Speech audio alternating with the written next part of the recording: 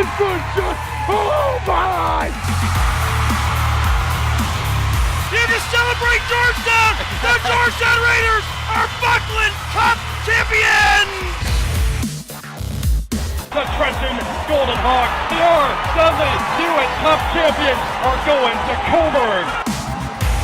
Back to Minerva. Shot scores! And the Cougars are the Royal Bank Cup champions!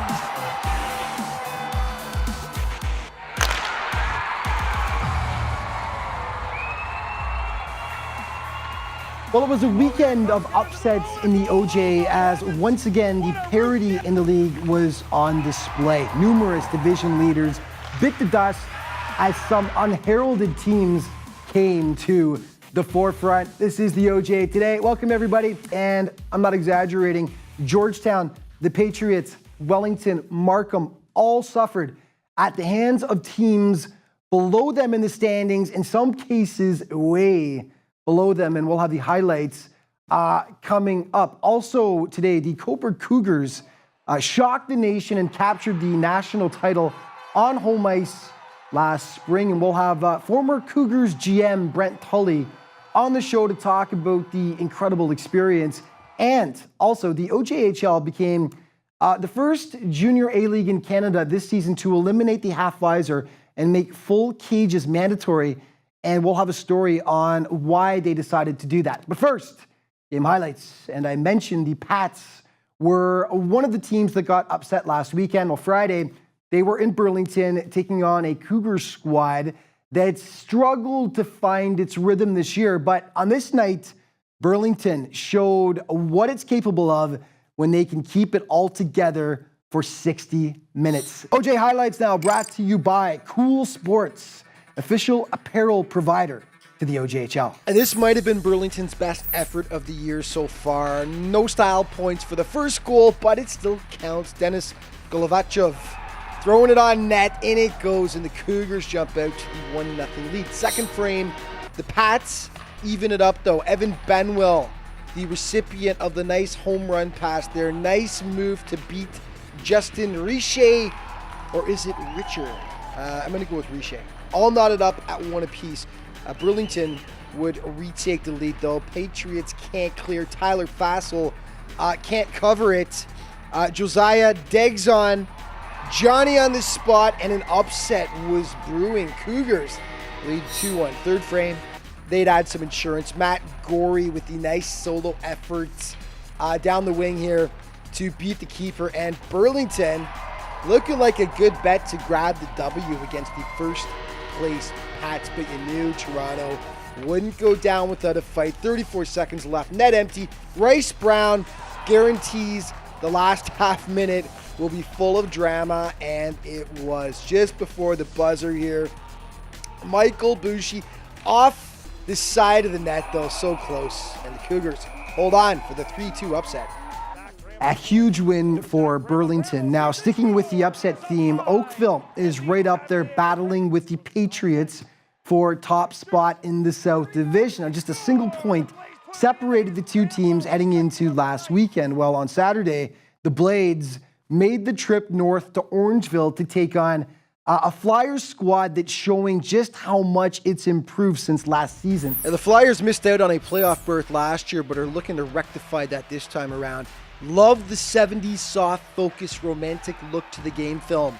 Very funky boys. Oakville striking first. Andrew McIntyre, 1-0. The Flyers respond. Dan Burno with the cannon of a shot. Beats Chris Elliott to tie it up at one apiece. Soon after, Flyers power play. Hudson Lambert risks it home.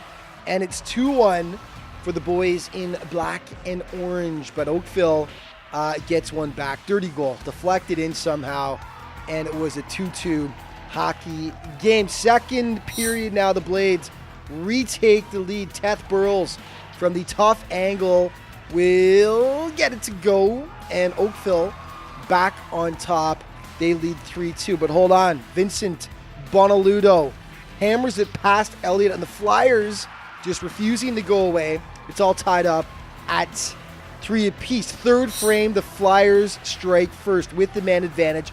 Eric Deander with the sweet little tip out front here, and they were pumped Orangeville up 4-3, but the Blades respond. Thomas Maya with one that Christian Hufsky would probably like to have back. Blades knotted up at 4 apiece, but at the midway point of the third, it's Dan Burno playing the role of hero for the Flyers. Power play goal to make it 5-4. They would add an empty netter to make it a 6-4 final, and it's a huge win for Orangeville, a serious boost of confidence as they take down the front-running Oakville Blades. Okay, checking back in with the Cougars as they were taking on the JRCs. Toronto gets the only goal of the first.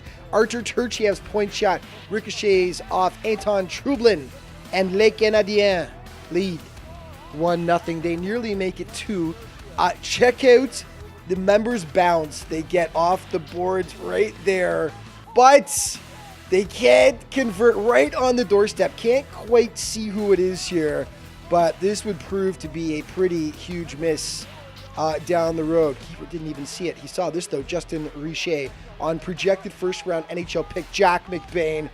Something to tell his grandkids about one day, how he robbed a future NHLer with one of the best stops of the year. Burlington with a chance to knot it up. Matthew Galley on the breakaway. Can't put it past Dalton Ewing though. Unfortunately, we weren't able to get the only Burlington goal on tape, but they did get one. It ended up as a 1-1 final.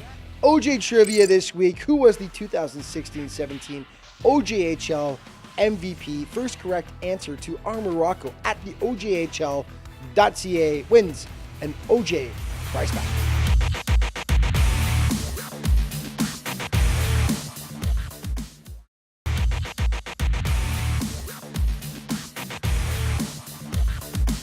Welcome back to the OJ today, folks. As promised, we've got the former general manager of the Coburg Cougars, the architect behind the RBC winning team last year, Brent Tully, joining me via Skype. Brent, welcome to the show. The last time I saw you, you nearly landed on top of me as you were celebrating Nick Minerva's goal behind me. So great to see you again in these circumstances.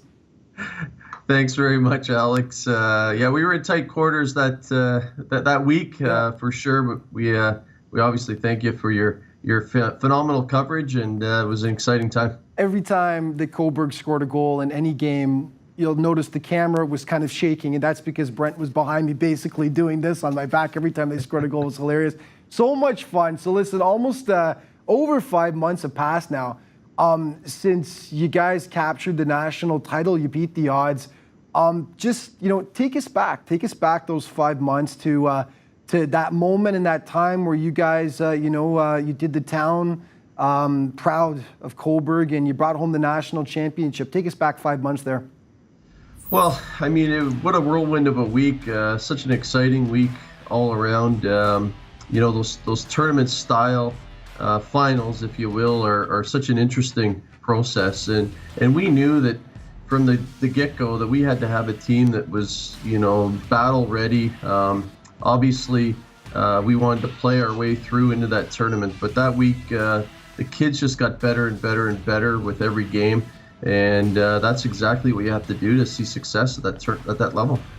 Minerva scores the goal. And Minerva was a guy who'd really, he traveled a lot last year. I think he started off in Northern Ontario, then he ended up in BC at one point, and he ends up back with you guys. Nick scores that absolute bomb from the point. Just talk about that and the explosion from, it was a packed house in there, and just that moment in time. Well, outside of the fact that the important piece is that we scored that final goal, but the way it was done, usually those goals are what you'd label garbage goals. They bounce off a leg or whatever. And that one there, just a perfect setup, a one draw, a pass from Bumstead, and an absolute bullet over to Minerva. And the inside story with Nick, which you had mentioned, such a great kid, and we knew at the deadline, I was very, very determined to pick up an experienced defenseman, and that paperwork was literally minutes, if not less, from going through. It was a last-minute deal that I was able to pull together at the witching hour of the deadline. So what a story in the end that he scores the winning goal. Most people in general weren't giving you guys much of a chance heading into the RBC. You were the hosts. You lost in the semifinals, though, to Trenton in 4 straight games. That being said, you were missing some key players from that series against Trenton, but you did go out 4 straight.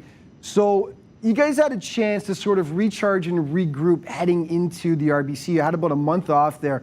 What was that process like for you guys, and what was the confidence level like for the team when you had that layoff?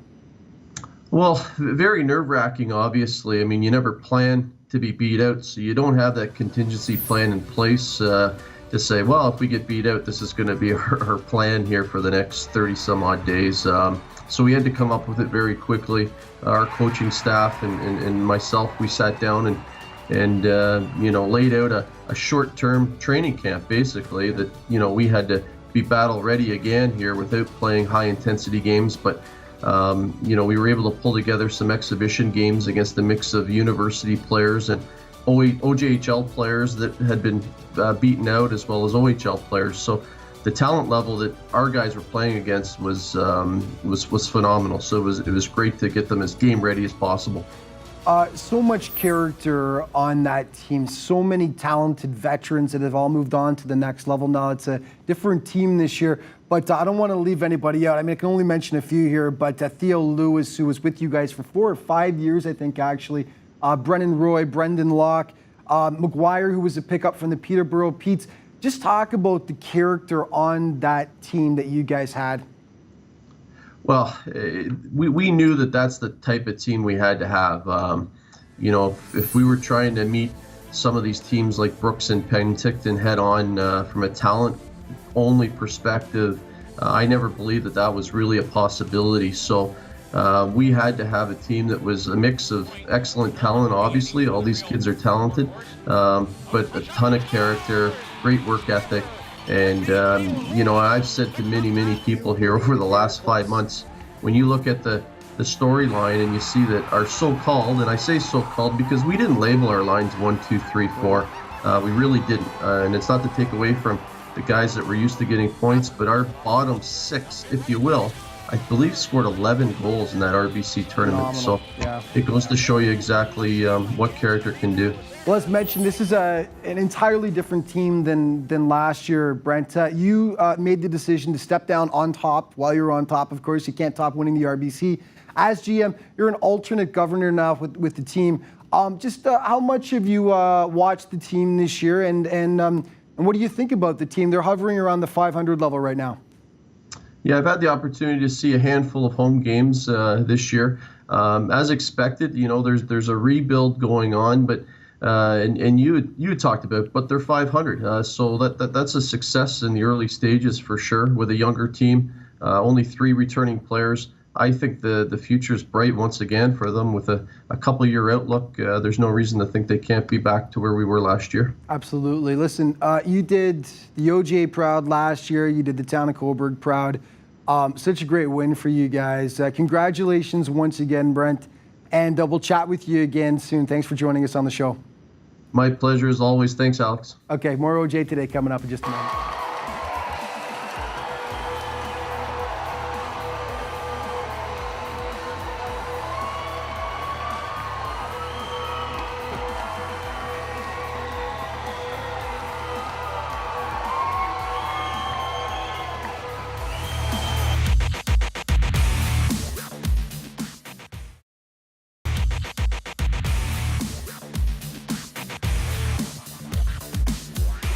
Welcome back to the OJ Today. Well, the last time we saw the Trenton Golden Hawks on the show, they were suffering an unfortunate early exit at the Royal Bank Cup in Coburg back in May. But the Hawks had nothing to hang their heads about. They were Dudley Hewitt Cup champions for the second year in a row after capturing the title on home ice in a dramatic final against the Georgetown Raiders. The Hawks are rebuilding this year and haven't had quite the start they did the 2 seasons previous, but they're still a force to be reckoned with as they showed an overmatched Whitby squad Saturday. The Fury wearing special 3rd jerseys for this game that were auctioned off and raised over $3,000 for charity later on. Way to go, guys. Unfortunately, on the score sheet, they didn't do so hot. 6:34 in. Mac Lewis making it 1-0 for the Hawks. And then on the power play, Caleb Bowman. What a blast. It was actually 3-0 Hawks at the break. Second frame, they keep coming. Bowman again, loving that one-timer. The future Niagara Purple Eagle gets his second. And then it's Max Tassoni with the redirection past Luke Pearson. And it's 6-0 for Trenton. Third period, Bowman gets the Hattie. Nice little wrap around past Pearson. That made it 7-0. That is how it ended up. Luke Pearson, though, doing what he could to keep it from getting any worse. Nice glove hand save. 7-0 final for Trenton, though. Okay, St. Mike's hasn't caught fire yet this year. This game might help, though. Markham draw first blood. Jack Jeffers, so hot right now. Slams it home to make it 1-0 for the Royals, but then Markham gives it up. Do they ever for Francisco Reda? No doubt about it. That tied it up at 1. Second frame, don't blink. James Gibbons, quickest draw in the North on this day. Right off the face-off. St. Mike's goes up 2-1. Third period now. Turnovers killing the Royals on this day. Were they ever? Jacob Cuffley serving it up on a platter for Gibbons, who can't believe his good fortune. They would add 2 more to make it a 5-1 St. Michael's win. The Georgetown Raiders were flying high 2 weeks ago after dropping the Wellington Dukes in convincing fashion in a battle of division leaders. Since, though, Georgetown has floundered a bit. They were unimpressive in their win over Orangeville Friday night, and Saturday, the OJ's upset trend continued as Buffalo pulled off a shocker. Now, the Raiders had lost just once on home ice all season. Pick up the action in the second after a scoreless first. Matt Jabowski beats Andrew Albano, and it's 1-0. Sabres, 50 seconds later, Raiders sloppy in their own end. Eamon Bollinger bringing the heat top shelf, and the Sabres were ahead by a 2-0 count. Third period, though, the Raiders come back. Andrew Court to Jordan Crocker out front, and G-Town cuts the lead in half to 2-1, and then it's poetry in motion. Carson Pierce up ahead for Nixon. To Paul, back to the speedy Josh Nixon. Nixon makes a nifty move. Comes Nixon, just scores. What a move! What a goal by Josh Nixon! Oh baby! Nixon ties it up at 2.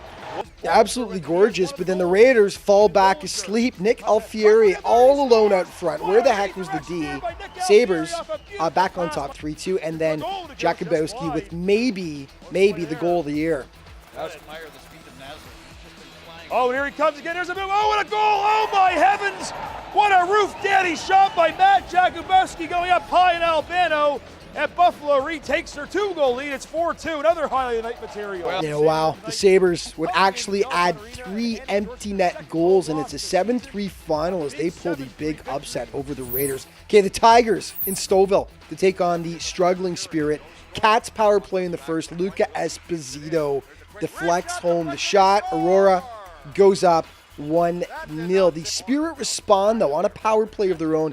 Andrew Hughes with the redirection out front, and the game was knotted up. It's 1 apiece. Second period now. Christopher Girardet gets all of this one. There's some mustard on that shot. Aurora back up 2-1. Third frame, they would pull away. It's Girardet. Again here, cheating in from the point, and the Cats have a bit of a cushion now as they lead 3-1, and they keep coming. Bryce Martin on the rush finds Christian Monachino for the sweet score, and the teams would add 2 more each as Aurora comes away with the decisive 6-3 win over the Spirit. Okay, one more. A battle of 2 top teams from the North. Newmarket visiting Markham. Kane's already up 1-0. Owen Ramsey off to the races. 5-hole, and Newmarket is up 2-0. The Royals do get one back. Sorry, we lost the HD feed for a moment here, so the quality isn't the greatest, but Lucas Candata, my captain, beats Cole Brady. The deficit cut in half to 2-1. Second frame, though, the Canes would ice it. Jake Chella, strong in front here, won't be denied. He makes it 3-1 for Newmarket, and a little shoving at the final whistle here. Nothing came of it, though, as the Canes grab the 2 points. Okay, OJ standings. The North, Newmarket retakes the lead, followed closely by Markham and Aurora. and then it's Pickering, Stouffville, and Lindsay rounding out the division. East, Wellington still with a 13-point bulge over second place now. Kingston moving into second, followed by Trenton, Coburg, and Whitby. In the South, the Pats on top of the Blades by a point, followed by the JRCs. North York, Mississauga, much improved Mississauga this year, and St. Mike's. And in the West, Georgetown continues to have a big lead over Orangeville, followed by the Burlington Cougars, the Buffalo Junior Sabres, and Port Milton still struggling with only 1 point so far this year. A reminder, the Eastern Canada Cup coming up November 13th to the 15th, taking place in Trenton. And just head to the Trenton Golden Hawks website where you can find out all the ticket information for the big events.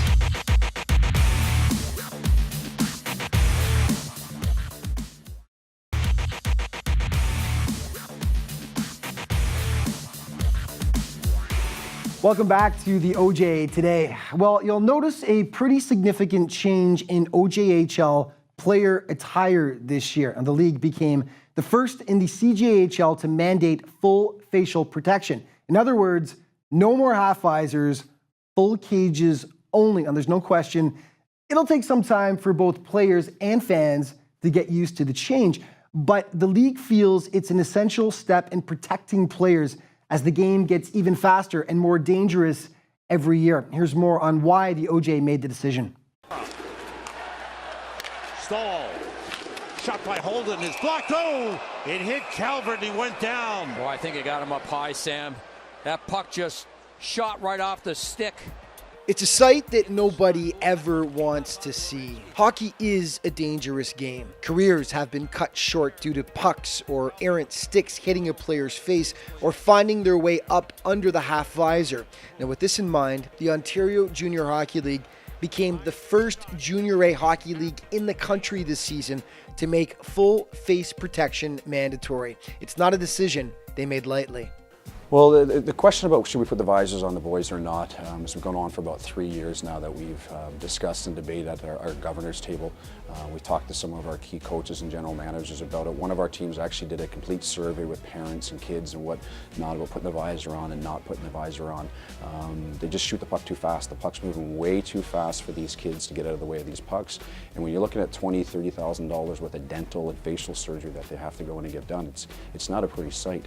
After the decision was made, it was asked, one of our governors, will this change our insurance? Well, obviously insurance goes down when you put the cage on, but it was done almost 100% for the safety of the kids. One player who made the switch to a full cage last season before full protection became mandatory was Georgetown forward Matt McJanet, and for good reason. In Buffalo last February against the Junior Sabres, McJanet took a puck to the mouth, and the result was devastating. If you're squeamish, you might want to look away. Shot came from our D. It came in low, it wasn't high or anything, but it got tipped up, hit me right in my mouth, and first thing I spit 2 teeth out right away and hunched over, and I knew I was in some trouble. Dental surgery, both painful and expensive, was up next for McJanet. In total, he lost 3 front teeth, which he had replaced. His front teeth are all fake, and it was fairly costly. And total bill for the dental work was between $7,000 and $8,000. Luckily we had insurance between my wife's plan, covered a big chunk of it. My plan picked up a little bit, and then actually Hockey Canada helped out and finished off from an insurance perspective. But had we had to pay for it out of our pockets, it would have been between $7,000 and $8,000. So.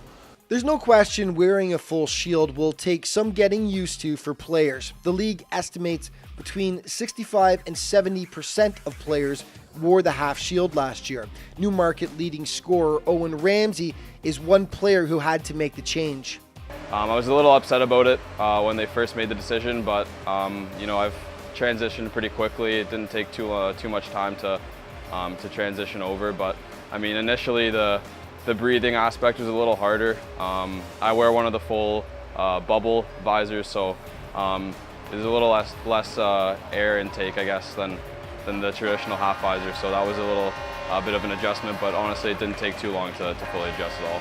Georgetown Raiders head coach Greg Walters was no stranger to the rough and tumble aspects of hockey. In his 16 years as a pro, he played with an edge and took on some of the game's toughest customers. So you might think an old school coach like Walters doesn't like the change to full protection. Not the case. You know, you've seen a lot of broken jaws and eyes with sticks going underneath visors. So, you know, I'm all for the cages. Most of these kids in this league right now are trying to get to NCAA, and they're wearing full mask, full cage, or a full visor. So, our league, we're big on trying to get guys to the college level, and they all have to wear full mask protection there. So, I think if that's what we're trying to get players to go to, there's no point of us wearing visors, and we're going to have to take them off when we go to the next level. So. Speaking as a parent, Rich McJanet is relieved at the switch. Well, my take is I wish it would have happened last year. But you know, as a hockey player, what are, you know, parents, we could tell them put a cage on or put a shield on, but you know, there's some pressure there not to, and so I think it's a really good move by the league. I think it'll probably save a lot of other kids' teeth and eyes and noses. Coach Walters has one concern, and that's that players may have a feeling of invincibility both wearing the cage and seeing opponents wearing it. He feels officials will have to be diligent in keeping an eye on that as the switch is made, but overall, he fully supports the decision. That's the only thing I worry about, is that something could happen with stick swinging, but I think in a whole, I think it's a great move by our league. And I've always said from day one, why are you using half visor? Okay, a very quick Chaos Top 5 brought to you by ChaosHats.com, official hat provider to the OJHL. Number 5, Trenton's Caleb Bowman with the bomb from the point, part of a big 7-0 Hawks win. Number 4, Aurora's Chris Giroday with a blast of his own as he goes bottle hunting against Stouffville. Number 3, Burlington's Justin Richer with the grand larceny on the JRC's Jack McBain. Number 2, any other week, this is number 1, Georgetown's Josh Nixon undressing Buffalo for the beauty. But in the same game, Matt Jakubowski at the other end through the legs. A goal Connor McDavid would be proud of. That is definitely our chaos play of the week. And we've got to run all out of time for this week, but just remember to keep up to date with the OJHL, all your news, stats, standings, and stories, you can head to ojhl.ca. And of course, you've got all your social media options to check out as well. Thank you so much for watching, folks. We'll see you next week.